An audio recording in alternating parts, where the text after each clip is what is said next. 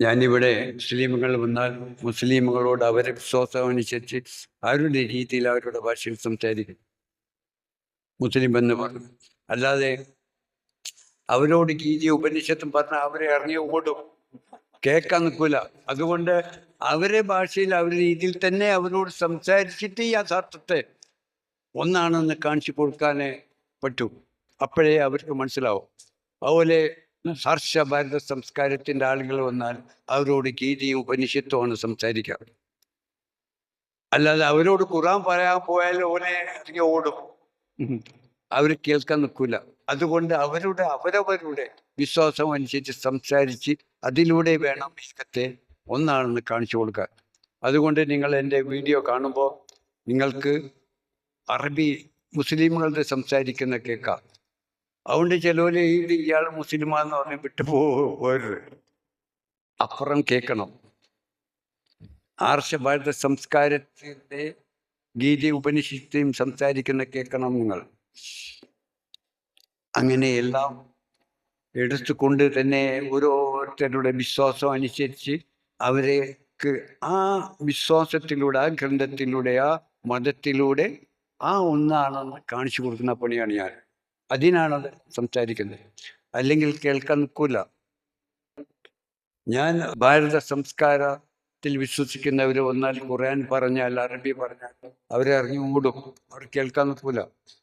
അപ്പൊ അവരോട് അവരുടെ ഭാഷയിൽ സംസാരിക്കണം, മുസ്ലിമുകളോട് മുസ്ലിമുകളെ ഭാഷയിൽ സംസാരിക്കണം.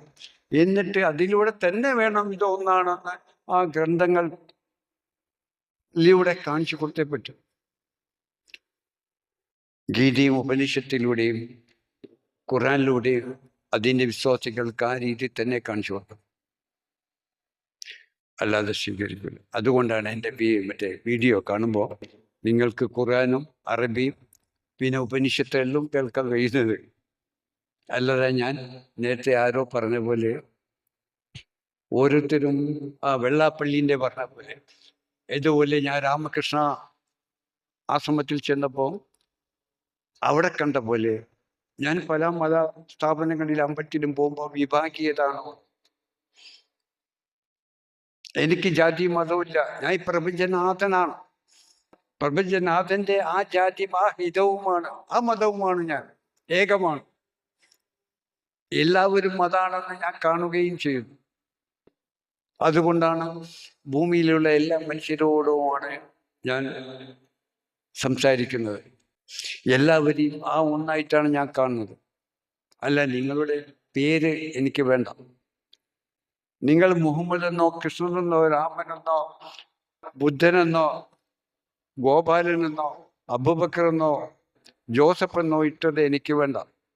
ഞാൻ നിങ്ങളിലൂടെ ആ ബഷീറും സമീം വലിയ മുഹയും കയ്യുമായ അള്ളാഹുവിനെ കാണുന്നു, ആ പ്രപഞ്ചനാഥന്റെ പരമാത്മാവായ ഈശ്വരനെ കാണുന്നു.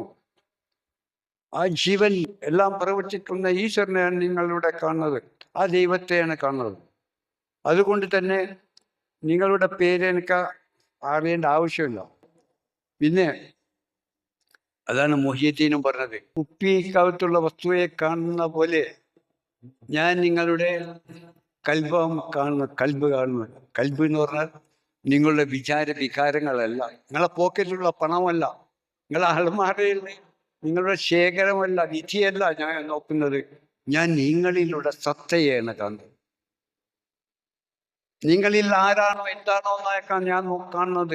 നിങ്ങളിൽ പരമാത്മാവ് ഈശ്വരനാണ്, അള്ളാഹുവാണ്, ദൈവമാണ് കാണുന്നു. അതാണ് കുപ്പിക്കകത്തുള്ള വസ്തുവെ പോലെ ഞാൻ നിങ്ങളിലുള്ള യാഥാർത്ഥ്യത്തെ കണ്ടുകൊണ്ടിരിക്കുന്നത്. അപ്പൊ നിങ്ങളെല്ലാവരും പ്രപഞ്ചത്തിന്റെ ഏകാത്മാവായ ഈശ്വരനാണ്, അള്ളാഹുവാണ്, ദൈവമാണ് എന്ന് ഞാൻ എല്ലാവരെയും ഒന്നായി കാണുന്നു. എല്ലാ രീതിയിലൂടെയും ആ ഒന്നിനെ കാണും. അതാണ് ഞാൻ പറയുന്നത്. നിങ്ങൾ അതായി തീരണം. അല്ലെ നിങ്ങളെ പോക്കറ്റിലുള്ള വസ്തു, അൾമാരയുടെ ഉദ്ദേശ ലക്ഷ്യങ്ങളോ കാപ്പറ്റിയോ അല്ല എൻ്റെ വിഷയം. നിങ്ങളിലുള്ള ആരായന നോക്കുന്നു, അള്ളാഹുവിനെ പരമാത്മാവായ ഈശ്വരനാണ് നിങ്ങളുടെ കാണുന്നത്.